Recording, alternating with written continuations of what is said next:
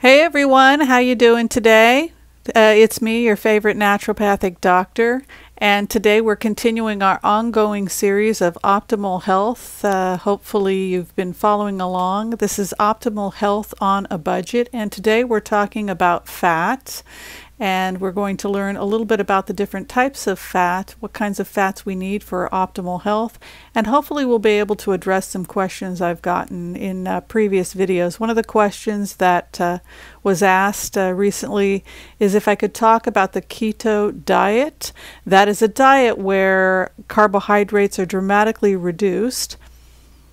Carbohydrates are dramatically reduced, and so theoretically we would burn through all of that glycogen, which we've talked about in previous videos, right, where we talked about getting the triglycerides down by reducing consumption of simple carbohydrates. So in a keto diet, you would be burning through, theoretically, the glycogen, and you would also start burning the triglycerides. So in people who have elevated triglycerides, in people who are concerned about fatty liver disease, we will sometimes dramatically reduce carbohydrate consumption in order to encourage the body to burn through all of those stores of glycogen and reduce the triglycerides and encourage the body to begin moving towards burning fat. That is one of the reasons we prescribe a keto diet. Other people that have benefited from the keto diet, there's been some studies on some types of epilepsy in children that seems to be positively responding to a keto diet. We're also concerned about some types of diabetes where elevated glucose, we may temporarily put such a patient with type 2 diabetes and obesity may benefit from a keto diet. However, as I have said in previous videos, we really want to move towards balance and consistency, and any kind of extreme diet cannot usually be maintained and people don't stay on it. Furthermore, a keto diet can be extremely hard on the kidneys, and it's also been associated with dehydration. So we have to be mindful that a keto diet may not be a good long-term solution. It may be a good temporary solution, but after that, we encourage people to expand their diet. Also, you can still have great weight loss benefits without going into complete ketosis, without burning through all your carbohydrate stores and moving towards burning fat. But today I want to talk about the various different types of fat and how we can begin to incorporate that information into our diets. So I want to start with just breaking down the different types of fats. There are trans fats. I want to talk a little bit about trans fats. These can be found in cakes, pastries, chocolates, fried foods. Hydrogenated vegetable oils contain trans fats.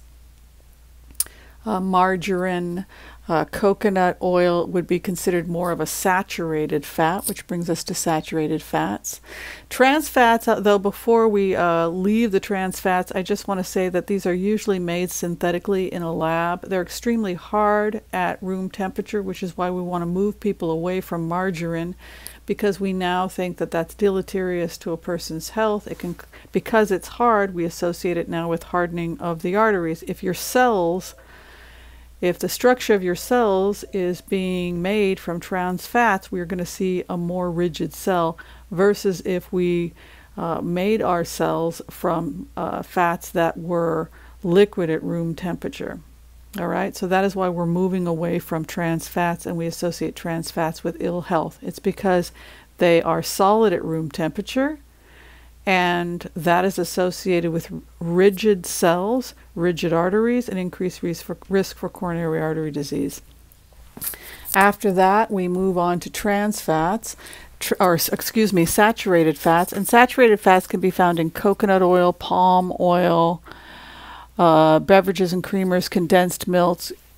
You can also see it in some animal products like the skin of chicken, butter, lard, full-fat cream. We really want to reduce consumption of trans fats and saturated fats.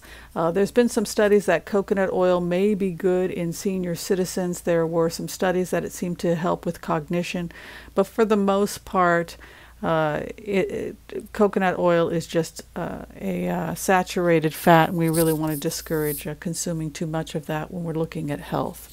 Unsaturated fats are really the area that we're most interested in, starting with polyunsaturated fats. Those can be further broken down into omega-3, 6, and 9. And I just want to say on that note that that is the area of research that seems to be pretty interesting for us, was these polyunsaturated fats that are associated with improved health.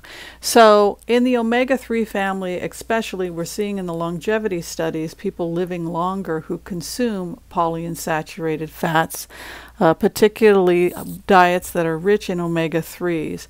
There are 3 types of omega-3s we're interested in. We're interested in ALA, EPA, and DHA.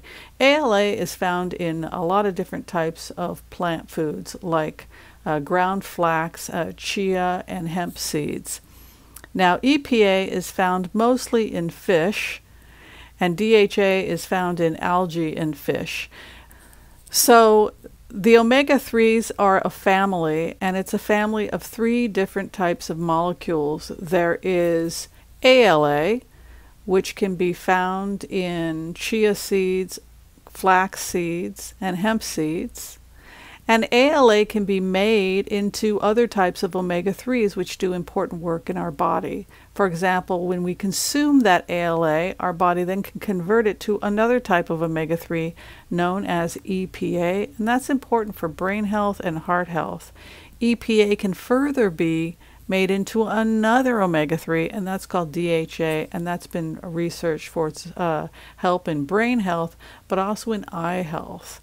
So a lot of the time when you go and you pick up a fish oil, it will tell you just how much ALA, how much EPA, and how much DHA is in it. But the cheap, frugal thing to do, what we recommend, is just to buy flax seeds, keep them in your refrigerator, and grind them as you need them.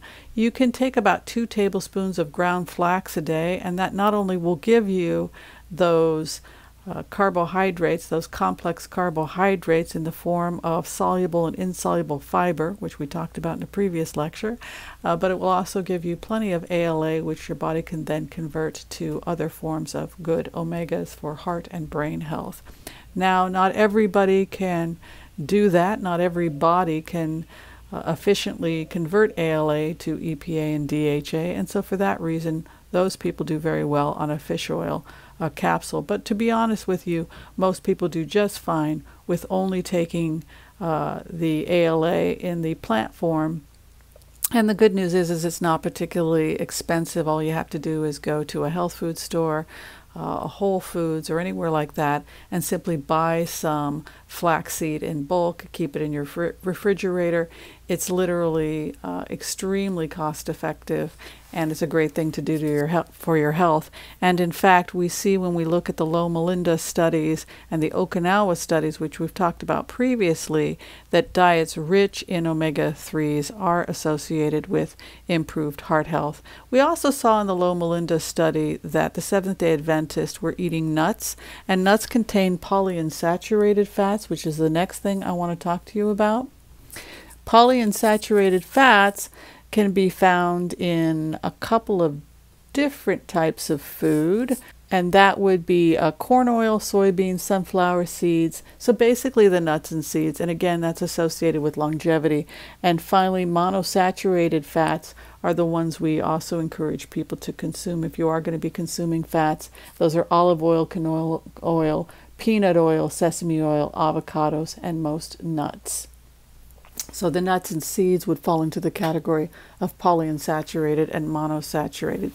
So how much fat should you actually have? Well, we certainly want you to be moving towards the polyunsaturated and the unsaturated fats because that's better for heart health. As we had mentioned, ground flax, chia can be very, very helpful. Avocados, olives are just fine.